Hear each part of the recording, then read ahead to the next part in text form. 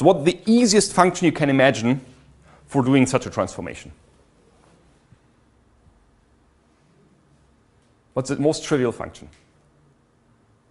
For choosing these points. No, not for choosing these points, for the transformation.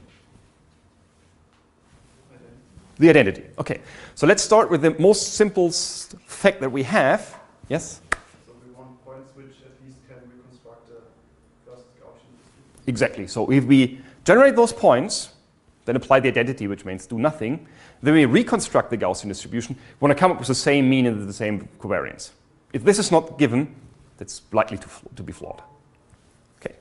And this gives us the first constraints that we want to have.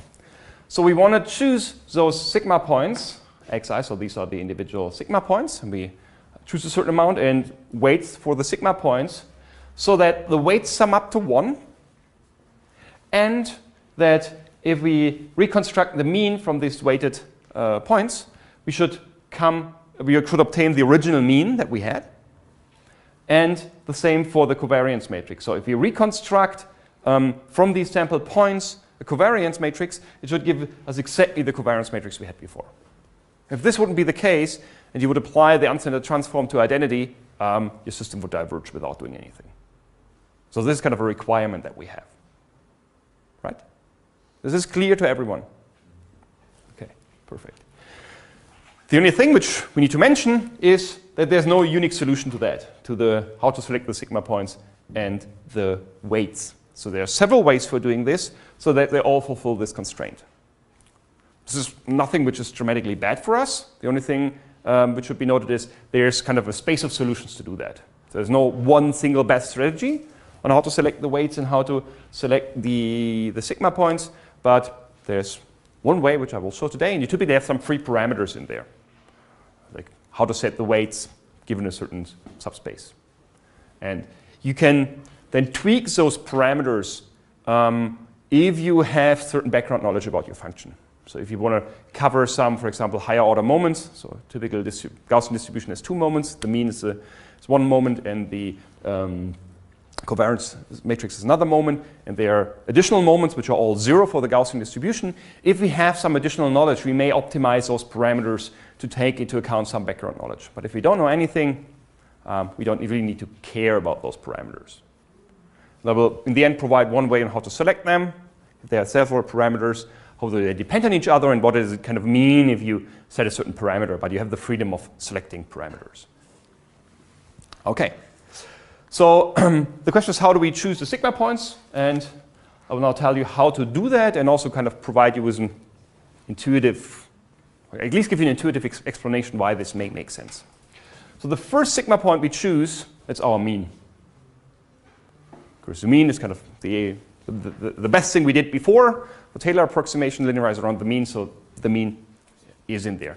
And the standard sigma points, the number of sigma points you choose depends on the dimensionality of your distribution.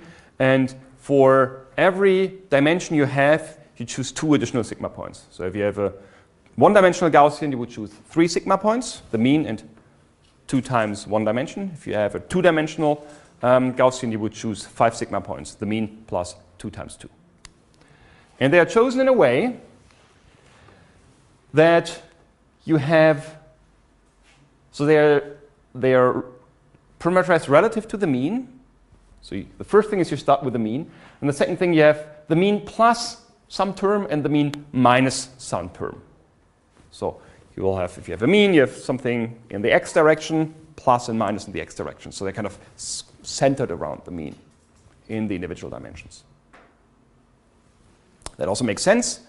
If you want to reconstruct the mean from that, you have always 2 points which cancel out each other if they are transformed through the identity, and then you will end up with your mean point in the end, which makes sense. Okay, so how are they chosen? So this term over here, with this index I here, is a column vector of a matrix. So the guy in there is a matrix, the term expression in brackets, and this is kind of the i's column vector of this matrix. And it's a square root of something. And this something consists of 3 terms. The term n is the dimensionality of our problem. So do we have a 1-dimensional Gaussian distribution, a 2-dimensional Gaussian distribution, and so on. And the term lambda here is a scaling parameter. That's one of those parameters which I can set. And this kind of tells me how far do I want to move away from the mean along a certain direction. The bigger this lambda value is, the further I will move away from the mean.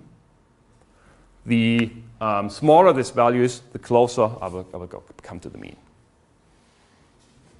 And then there is the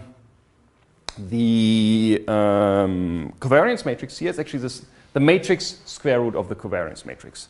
So what is the matrix square root? The matrix square root, there's actually several ways for defining it. So if you want to compute the square root of sigma, and you can write sigma as to matrix S times S, then S is the square root of this matrix. You sometimes find a different definition. You can actually use both of them. It's S transposed, and then one of them is the matrix square root. The reason why we choose this is this has some numerical advantages and is strongly related to the Cholesky decomposition that you may know from linear algebra. So how do we compute that? That's kind of the first question that we might have. How do we actually obtain this matrix over here? We can do that actually quite intuitive way. So as our matrix, sigma is a covariance matrix. It's positive semi-definite. It contains real numbers. And every symmetric matrix with real elements is diagonizable. That means we can rewrite our matrix sigma as a product of a matrix V times matrix D, and this matrix D has diagonal form, so only elements on the main diagonal, times V to the power of -1. So it actually kind of looks like this over here, this expression over here. This is something we can do. We can diagonalize this expression. And so who of you knows something about eigenvectors and eigenvalues? Has heard that? Okay, that's good. At least some of you. That's actually pretty related to setting up eigenvectors and eigenvalues, because those elements along the main diagonal here are actually eigenvalues of this matrix here. So if we think about just an expression for those of you who may not know what an eigenvalue or eigenvector is, if you look to a Gaussian distribution, let's we go to 2D, and we have here our ellipse. The eigenvectors are the vectors which go along the main diagonal. So this is the first main axis of the ellipse, and this is the second main axis of the ellipse. So these are kind of two eigenvectors, the two eigenvectors of this 2D Gaussian. And to every eigenvector, we have an eigenvalue associated. And the ratio of the eigenvalues tells me how much bigger, so kind of what's the scaling between this axis and this axis. So if both eigenvalues are the same value, we have a circle. There's then, in this case, kind of the ratio between this length and this length is 1. And if this one is kind of twice as big, I would have an eigenvalue which is twice as big as the other eigenvalue. This kind of gives you an intuitive explanation how this looks in the Gaussian framework.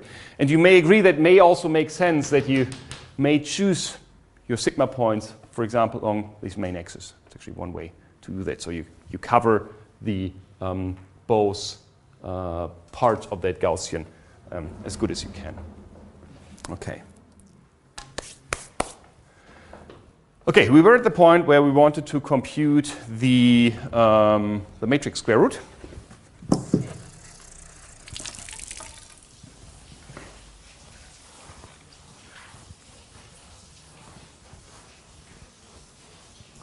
And what we know is that we can write our matrix, our covariance matrix, in the form V dV to the power of -1. And D contains only elements on the main diagonal.